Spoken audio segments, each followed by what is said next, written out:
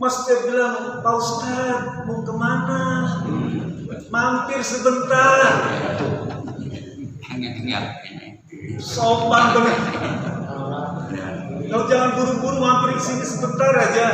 Kenapa? Saya pengen dapat barokah dari Pak Ustadz. Ada yang nggak tahu? Oh, SK pedagang susu kelamin. Udah. Dulu namanya wanita tidak sopan, benar ya? Wanita tidak sopan. Sekarang ramai apa lote apa lotek sih lupa ya? Istilahnya ya. Ini lagi viral ceritanya. Assalamualaikum warahmatullahi wabarakatuh. Waalaikumsalam. Bismillah, alhamdulillah, wassalatu ala rasulillah, wala haula wala quwwata illa billah. Pagi ini saya akan mengutip satu hadis saja dari Abu Hurairah radhiyallahu anhu. Qala Nabi sallallahu alaihi wasallam, ghufira limra'atin mumisatin marrat bikalbin yalhas kada yaqtuluhul aqshu fanaza'at khuffaha wa awsaqathu bi khimariha fanaza'at lahul ma' faghfira laha bidzalik. Atau kama qala hadis sahih riwayat Imam Al-Bukhari. Artinya kurang lebih begini. Allah telah mengampuni seorang wanita yang berprofesi sebagai pelacur. Karena suatu kali dia berlalu di sebuah padang gurun, menyaksikan seekor anjing yang sedang kehausan, yang karena hausnya itu bisa mengantarkan pada kematiannya, saking hausnya tuh anjing. Kemudian wanita tadi membuka sepatunya dan mengambil kerudungnya, diikatkan pada sepatunya, lalu dia turun ke bawah sumur itu, dan diambillah sebanyak air di dalam sepatu itu, kemudian diberikannya air di dalam sepatu itu dan diberikan minum kepada seekor anjing tadi. Peristiwa itu ternyata mengantarkannya mendapat ampunan dari Allah Subhanahu wa Ta'ala. Jadi tema kita pada pagi hari ini adalah pelacur yang diampuni. Apa pelacur? Ada yang nggak tahu? Oh, SK pedagang susu kelamin. Udah. Dulu namanya wanita tidak sopan, Bu. Benar ya? Kita tidak sopan. Sekarang ramai apa lote apa lotek saya lupa ya? Istilahnya ya. Ini lagi viral ceritanya. Lotek gitu ya, betul ya?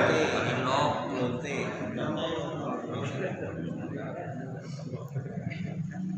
Nah, Rasulullah SAW mengabadikan kisah ini dalam sebuah cerita tadi itu sungguh menjadi pembicaraan di kalangan para ulama.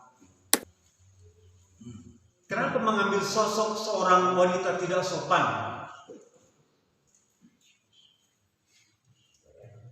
Karena dianggap dia itu pelaku dosa besar. Dia ini seorang pelaku dosa besar dalam pandangan Islam loh ya. Dalam pandangan Islam dia ini pelaku dosa besar. Bahkan dalam masyarakat Jawa itu ada disebut apa? Molimo tuh ya.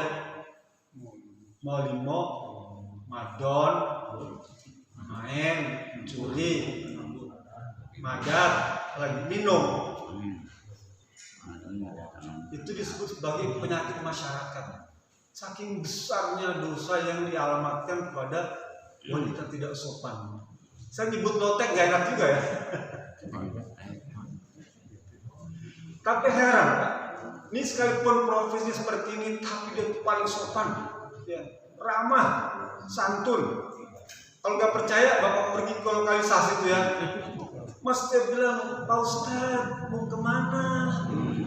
Mampir sebentar.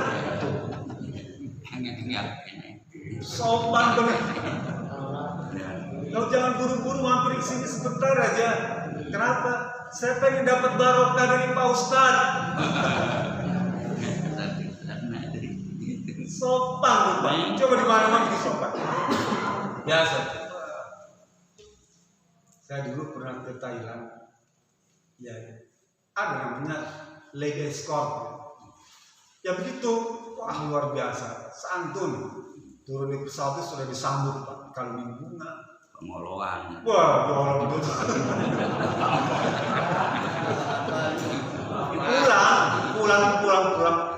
pulang ke Indonesia Pak. Itu dan tersampai pesawat dia menangis. Luar biasa. Jadi saking sopan santunnya, ramahnya bukan main ya. Nah, Rasulullah mengambil contoh ini karena dianggap sebagai pelaku dosa besar. Tapi sekalipun pelaku dosa besar, Allah ampuni dia karena apa? Karena memberikan minum kepada seekor hewan tuh. Kepada seekor hewan. Memberikan pertolongan atau bantuan, ya, atau menyelamatkan seekor hewan, tentu dia tidak berharap pamrih kan? Seekor hewan apa yang diharap? Kalau dia menolong kita manusianya, mungkin ada pertimbangan akan memberikan balasan suatu saat. Tapi menolong hewan, sama sekali dia tidak berpikir akan mendapatkan balasan. Gak ada pikiran. Itu yang pertama. Yang kedua, ketika dia akan mengambil air itu Pak, dia buka sepatunya tuh, ya, dan kerudungnya yang di atas kepala itu untuk mengikat sepatu agar bisa ngambil air di dasar sumur. Maknanya apa? Dia rela mengorbankan harta yang berharga ada pada dirinya demi menolong seekor hewan. Kita nih Pak, kampung ya, perhatikan, kalau banjir tuh lebih sayang kaki atau lebih sayang sepatu? Ditenteng di sepatu tuh. Dia kecuprak banjir itu kan, karena dia sayang dengan sepatu itu. Kadang-kadang saya juga gak enak lihatnya Pak, soalnya celananya diangkat, roknya diangkat tuh ke atas kan dia jalan sambil dengan sepatu, roknya diangkat ke atas, ya. Kan kita melihatnya gak nyaman karena dia sayang sama sepatu tuh. Tapi wanita tadi yang diceritakan oleh Rasulullah SAW, dia tidak sayang tuh dengan sepatu dan kerudungnya itu, sekalipun itu merupakan benda berharga bagi dia. Dia gunakan demi menolong seekor hewan. Kemudian dia turun ke dasar sumur itu, ya. Tentu dia memiliki risiko, ya, terjatuh, terpeleset, tenggelam dan sebagainya. Tapi dia ambil risiko itu demi menolong seekor hewan. Kita kadang-kadang mesti mikir-mikir. Kalau ada orang tenggelam, kita menolong tuh, kita mikir Pak, udah saya bisa berenang. Tolong di kolam renang lah, nggak usah ngapa-ngapain. Tolong. Kurang keberanian memberikan pertolongan itu. Bahkan kadang kalau kita mau tolong, waduh, yang tenggelam perempuan, kita laki-laki. Ya. Bukan muhrim, bukan berani kan? Ada alasan. Bukan muhrim nih. Padahal Rasul membolehkan tuh Pak. Demi menyelamatkan nyawa, ya, dibolehkan. Menolong tuh, sekalipun bukan perempuan. Gitu ya. Tapi wanita tadi dia rela mengambil risiko demi menyelamatkan seekor hewan. Yang keempat, wanita tadi memberikan pertolongan di padang atau di gurun yang sepi, yang tidak ada orang menyaksikannya tuh Pak. Sepi nggak tuh? Maknanya dia tidak memerlukan pujian dari orang lain tuh. Dia tidak memerlukan sanjungan dari orang lain. Dia tidak menghendaki tepuk tangan dari orang yang menyaksikannya tuh. Dia lakukan semata-mata memberikan pertolongan. Disitulah suatu amalan, perbuatan yang dinyatakan sebagai perbuatan yang benar-benar ikhlas. Oleh karena itu hadis tadi ditempatkan pada bab ikhlas. Kata para ulama yang dimaksudkan ikhlas itu adalah katamal hasanati kama katamas sayiat la aqrafu biha. Apa maknanya? Menyembunyikan perbuatan baiknya sama seperti halnya menyembunyikan perbuatan buruknya dan tidak ingin diketahui oleh orang lain. Kita nih Pak, kalau kita berbuat jahat, berbuat jelek, berbuat maksiat lah, tentu kita tidak ingin untuk perbuatan maksiat itu diketahui oleh orang lain. Ya, nggak boleh kita, apalagi istri kita, apalagi keluarga kita, ditutup rapat-rapat. Dan Allah juga mengabulkan keinginan kita. Allah tutup rapat-rapat perbuatan aib kita tuh. Allah masih melindungi kita tuh. Coba bayangkan kalau perbuatan aib kita itu dibukakan oleh Allah Subhanahu wa taala, apa yang terjadi? Geger satu RW kan? Wah, si Pak Bulan begini, ramai itu. Tapi Allah lindungi kita sehingga aib kita tuh dijaga. Nah, wanita tadi tidak ingin perbuatan baiknya itu diketahui oleh orang lain, sama seperti halnya perbuatan buruknya juga tidak ingin diketahui. Itu maknanya ikhlas. Kalau kita misalnya perbuatan kita pengen mendapatkan pujian, karena setan selalu menggoda. Sebelum kita beramal untuk berbuat baik, setan menggoda kita. Jangan sholat di masjid. Nanti kamu dianggap ria. Jangan sedekah banyak-banyak. Nanti kata orang kamu ria. Ya. Jangan umroh sering-sering. Nanti kamu ria. Jangan ikut kerja bakti. Nanti kamu ria. Pendek kata, semua amal baik itu setan pasti mengambil peran sebelum perbuatan baik itu dikerjakan, agar digagalkan itu kerja setan Pak. Agar tidak diwujudkan. Bagaimana kalau sudah dikerjakan? Ketika perbuatan baik itu sudah berjalan, setan masih menggoda kita. Kita waktu mau jadi imam tuh, ya, niat semata-mata mencari ridho Allah Subhanahu wa taala. Selepas baca Fatihah, setan membisikkan telinga kita. Apa? Bacaan kamu kurang panjang. Ya, kasih 2-3 ayat lah. Membisikkan di telinga kita tuh. Bacaan kamu kurang merdu. Coba sedikit kasih sentuhan, ya, cengkok dangdut. Boleh. Itu setan membisikkan kita. Ya. Kamu biasanya ruku sujudnya cuma 1 kali bacanya.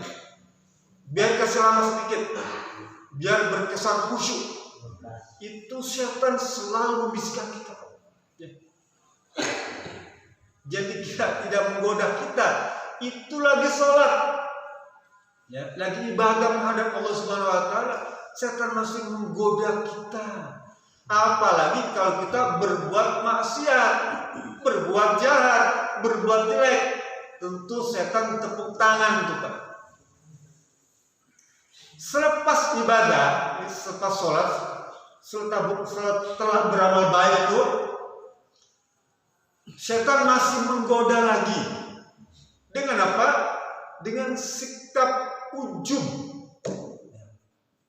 Kamu hebat ya, tadi ibadah kamu, sedekah kamu, umroh kamu, haji kamu, mengaji kamu, ya hebat tuh, pujian dari setan tuh.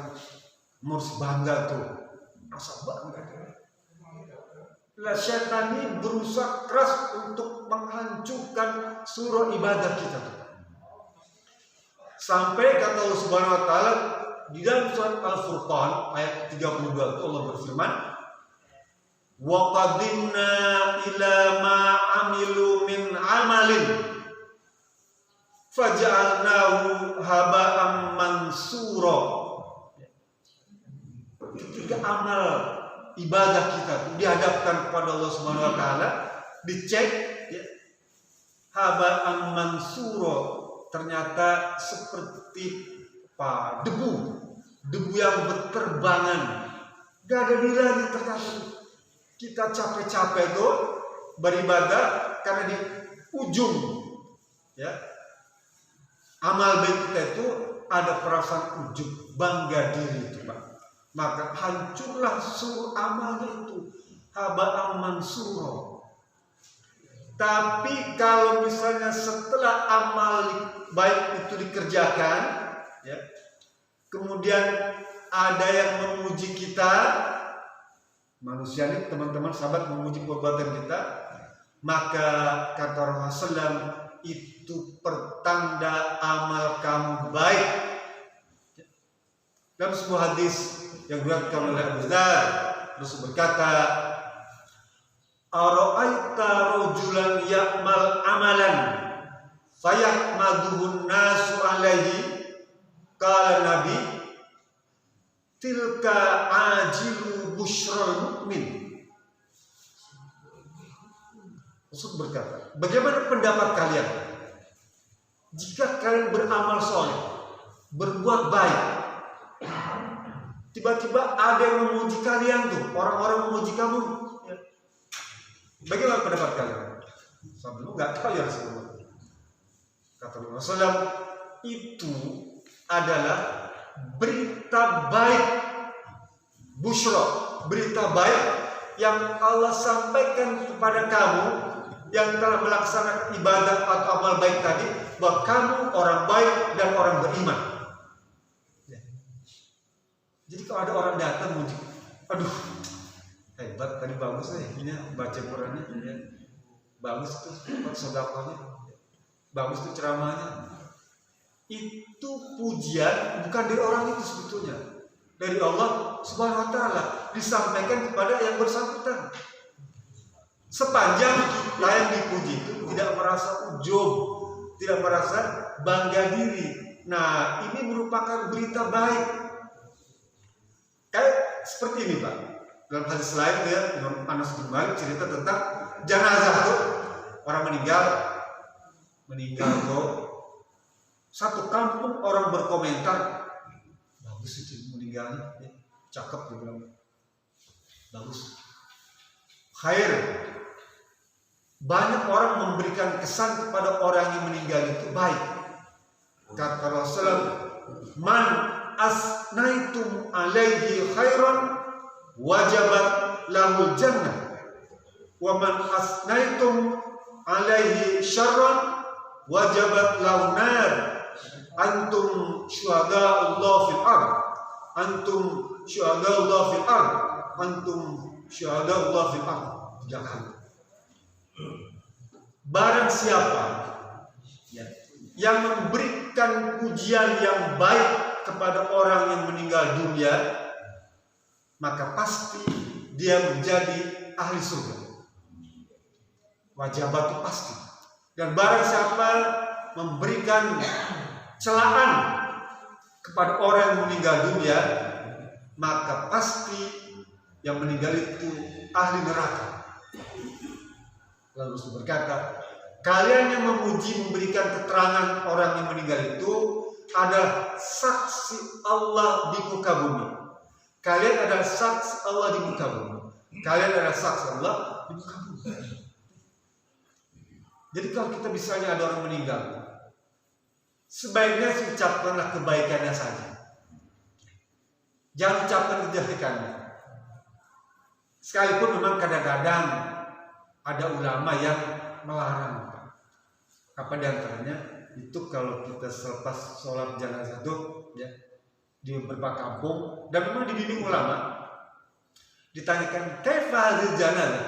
Bagaimana pendapat kalian jamaah tentang almarhum ini? Kita kan menjawab, khair. Ulang lagi sampai 7 kali tuh, khair.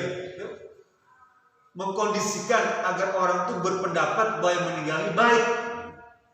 Karena kalau semua orang menyatakan almarhum baik, maka dia ahli surga.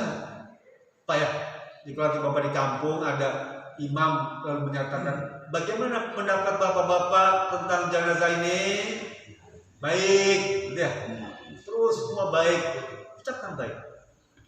Nah, ucapan baik itu semata-mata Allah menanamkan kepada hati kalbu orang itu, karena tidak mungkin terucap kalimat baik dari mulutnya kalau tidak mendapatkan bimbingan dari Allah Subhanahu wa taala. Itu yang dimaksudkan kalian adalah saksi Allah di muka bumi sampai berani mengatakan baik. Balik hadis tadi. Jadi kalau misalnya kita berbuat baik ada yang memuji, itu pertanda baik amal kita. Dalam hadis lain kata Mudarrad, ada seorang datang kepada Rasulullah, ya Rasulullah, inni a'malu amalan fasirruhu fayutlu alaihi fayujibuni, hal dzalika alai ajrun ya Rasulullah? Qala falaka ajrain, ajrun fis sirri wa ajrun alaniyah. Suatu kali seseorang datang mendengar Rasul, ya Rasulullah, saya telah beramal, berbuat baik, beribadah, diam-diam ya Rasulullah.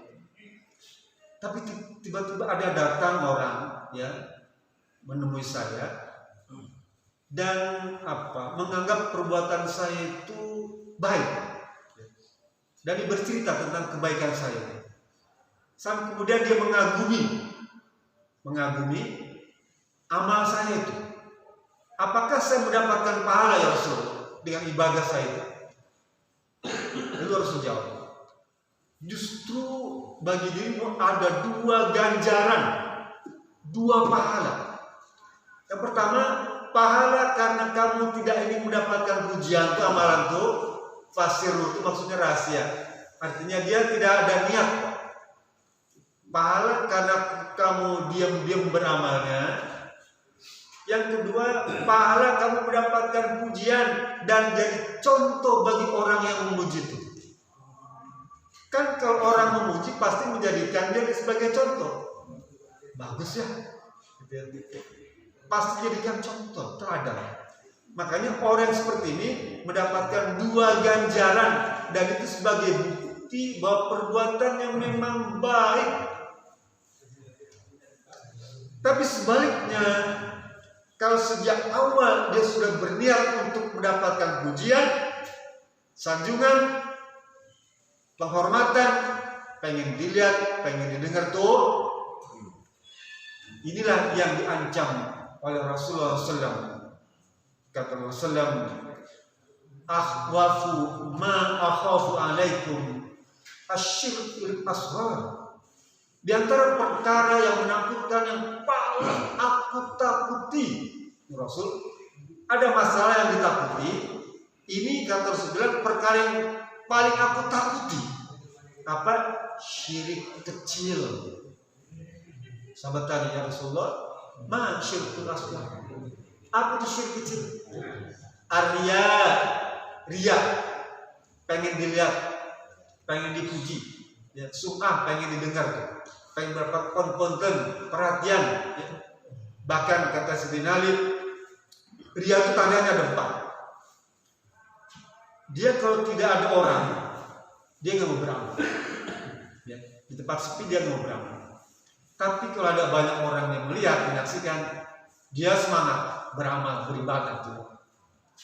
Yang ketiga, kalau nggak dipuji, dia mau berbuat. Kalau dipuji, dia sungguh-sungguh beramal. 4 ini ciri ria. Hati.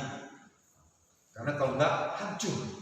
Lalu kata Rasulullah SAW berkata lagi, di hari kiamat nanti Allah akan memanggil kalian, ya, yang ria ini, dan berkata, idhabu ila alladhina kuntum tura'una lahum fid dunya fanduru hal tajiduna indahum khairan.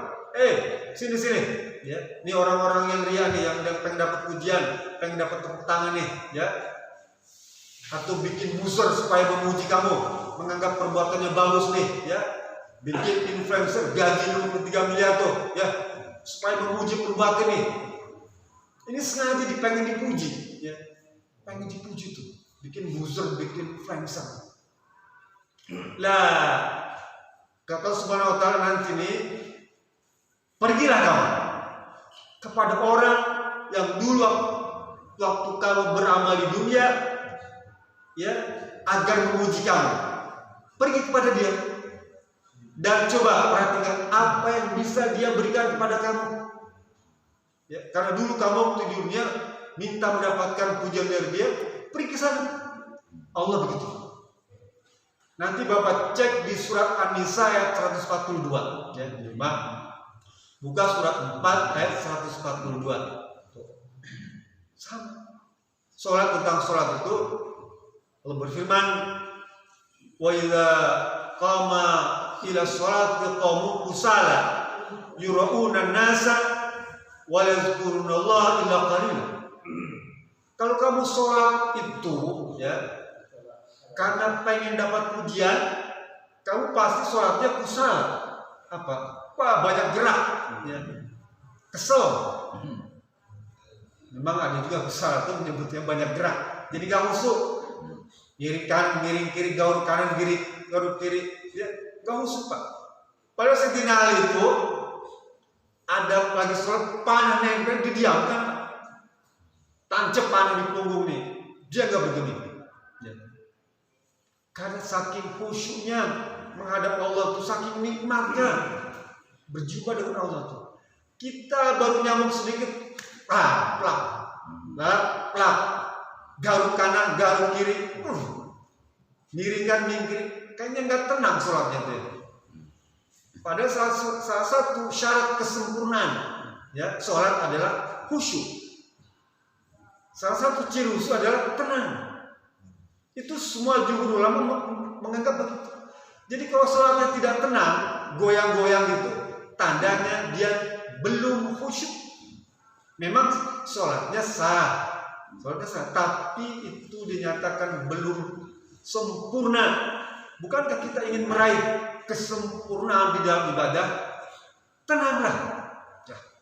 Kalau memang masih bahkan disunahkan, kalau perut gak enak, ke belakang dulu. Ya. Pengen tuntut dulu. Ya. Pengen BAB dulu. Pengen kencing dulu. Kalau ngantuk, tidur dulu. Kalau lapar, makan dulu. Maksudnya apa? Supaya sholatnya itu tenang, supaya khusyuk. Itu yang ingin kita raih. Nanti pada surga, kata Adi bin Hatim nih, serombongan apa tuh? Manusia itu diajak oleh Allah Subhanahu Wa Taala untuk mengunjungi surga. Kayak kita nih rombongan, ya, dari GBA, waktu Podomoro promosi itu kita diajak nengok, lihat apa tapak Podomoro, diajak sama kita supaya menyaksikan. Nanti kita pun sama di surga, diajak oleh Allah Subhanahu Wa Taala nengok, melihat surga. Oh, indah sekali, kagum-kagum orang itu, dan baunya saja surga itu menyenangkan, Pak. Enak sekali bau misk. Semua udah lihat semua, atau sudah kalian lihat semua, sudah ya Allah Subhanahu wa taala. Kayaknya saya betah di sini nih ya Allah. Apa kata Allah? Sekarang kalian pergi dari sini. Diusir Pak. Pergi dari sini, nggak boleh ada satupun yang tinggal di surga. Pergi semua, keluar. Diusir Pak. Lalu orang-orang itu tanya, ya Allah, kenapa engkau bawa ke sini ke surga, tapi sekarang kamu usir kepada saya? Allah jawab, karena dulu kamu beramal, beribadah bukan karena aku, tapi karena dia, karena orang lain, karena Pak RT, karena kepala desa, karena bupati, karena gubernur, karena presiden. Pak RT yang disebut sini. Karena dia pergi sana ke tempat dia, minta balasan kepada dia. Ya, sekarang kamu keluar semua. Itu Pak, orang yang diperlihatkan surga itu menangis semua dan bersedih, bahkan menyesal. Kenapa dulu saya beribadah bukan karena engkau ya Rabb, tapi karena Pak Ustadz, karena Kiai, ya, karena orang suci, bukan karena engkau. Ada penyesalan.